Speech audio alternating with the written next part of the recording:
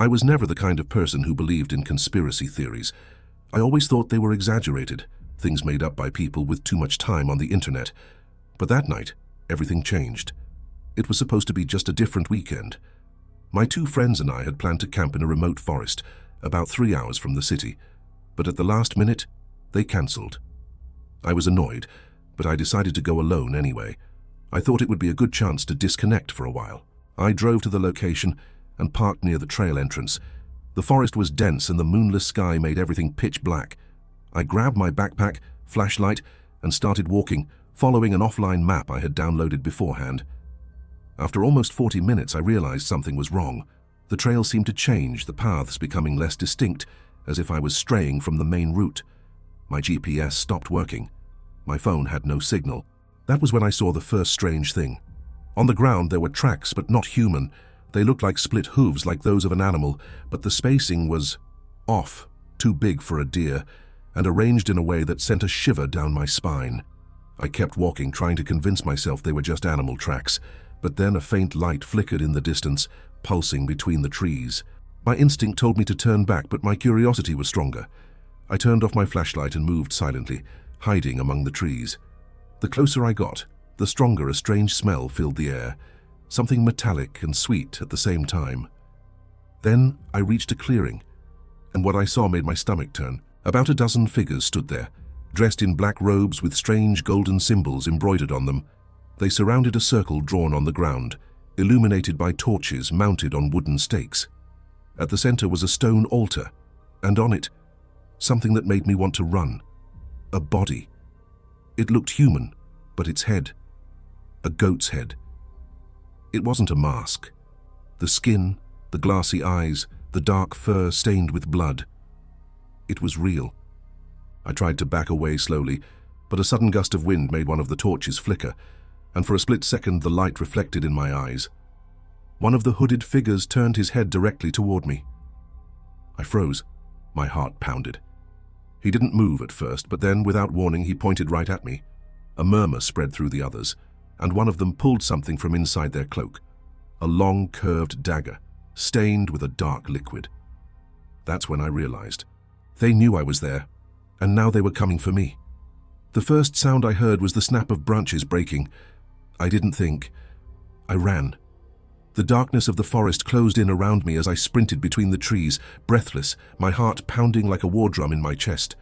Behind me I could hear heavy footsteps, voices whispering unintelligible words, a mix of chanting and something guttural, inhuman. The torches they carried cast twisted shadows on the ground, flickering glimpses of their black robes, and the eerie golden symbols that seemed to glow. My brain screamed that none of this made sense, that it was impossible. But the fear took over before I could rationalize anything. My foot caught on a root, and I hit the ground hard, my shoulder slamming into the damp earth. Shit! I tried to get up, but something sliced through the air just inches from my face, a blade embedding itself into the tree beside me. They were close. I scrambled backward and saw one of the figures approaching. The robe swayed in the wind, and then, when the torchlight revealed his face, my stomach turned over. It wasn't a mask. The human features were wrong, stretched, grotesquely distorted. The eyes were completely black, hollow like endless pits. The metallic scent in the air grew stronger. He opened his mouth, but what came out wasn't a voice. It was static, like a radio caught between frequencies. The terror gave me strength. I pushed myself up and ran again, not looking back. The footsteps kept following me, but something had changed. The whispers of the hooded figures began to shift. Now they sounded like many voices at once, some high-pitched, others so deep they made the air vibrate. Words in a language I didn't know, but somehow I understood them. My vision blurred. The world around me seemed to bend. The trees stretched and shrank. The shadows moved too fast. The ground beneath my feet felt slanted, though I knew it was flat. It was like reality itself was unraveling. Then the sound stopped. Everything went silent, not even the rustling of leaves.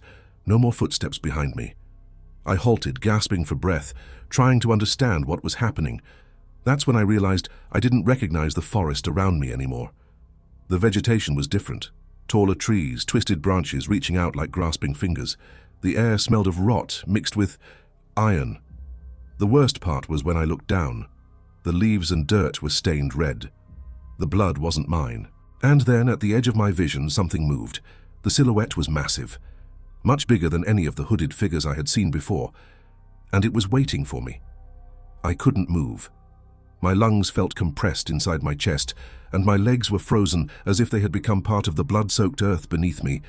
The silhouette in front of me was colossal, grotesque in the way it occupied space, as if the air itself warped around it.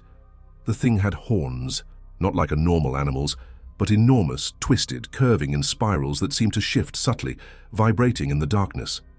Its body was covered in black, rough skin, absorbing light rather than reflecting it.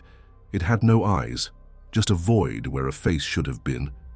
But I felt it looking at me. My mind screamed at me to run, but something about its presence held me there. It wasn't ordinary fear. It was something deeper, something primal. Then it spoke, not with a voice, not with sound, but inside my head. "You have seen. Now you belong." The words weren't just words. They came with something else. Images, sensations. I saw flashes of other people, other times, other victims who had walked into this forest before me. I saw their faces dissolve into blackened flesh, their eyes fading away like candles snuffed out by the wind. I saw the forest before it was a forest. I saw stones, massive, monolithic, arranged in a perfect circle, erected by hands that were not human. I saw the ritual, the first ritual. My skull throbbed. I collapsed to my knees, gripping my head, trying to resist the flood of images. But the more I fought it, the more the words in my mind grew louder. "Accept, kneel, become one." Then behind me I heard the footsteps. The hooded figures were there. I felt their hands on my shoulders, arms and legs, holding me down. I tried to scream, but only a strangled sound escaped my throat. They lifted me up, turned me to face the altar. And that's when I saw myself, lying on the stone, eyes open, face pale and lifeless. My own throat had been slit. The blood dried into a dark stain on the black robe I now wore. "The sacrifice was made." My entire body went rigid. I was dead. And yet, I was still here. Then the sound returned. The static.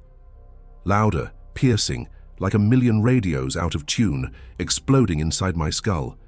The shadows around me twisted, the forest folding in on itself. And then everything went black. Silence. And I woke up. But not where I should have been. I was home, lying in my bed. The clock read 3:33 a.m. My feet were covered in dirt. My body ached as if I had run for hours, and in my hand something cold. A small piece of black stone, the same material as the altar. I didn't sleep for the rest of the night. I sat at the edge of my bed, staring at the black stone in my palm. It felt heavier than it should, small, yet unnaturally dense, as if it carried something inside. Its surface was rough, and as I traced my fingers over it, I felt markings, symbols etched deep into the stone, ancient, worn by time. But the worst part, I recognized them, and that terrified me more than anything else. My whole body trembled. I kept trying to convince myself that everything had been a nightmare, a hallucination, that I hadn't really seen what I thought I had seen. But there was dirt under my nails. My shoes, tossed carelessly in the corner of my room, were still covered in dried mud. And then, the worst detail. My shirt. The same one I had worn to the campsite was now hanging over my desk chair. The fabric was torn near the chest, and near the collar, a dark stain. The smell was unmistakable. Blood. My breathing turned ragged. I grabbed my phone, desperate to check my messages, my call history, anything that could confirm how much time I had really lost. But there was nothing. No notifications, no missed calls, and the date. The clock read 3:33 a.m. of the previous night. My stomach dropped. My vision blurred for a second. This wasn't real. It couldn't be real. I stumbled toward the bathroom and turned on the faucet, splashing cold water on my face.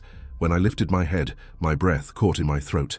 They were behind me, the hooded figures standing in my bedroom. I spun around instantly, heart slamming against my ribs.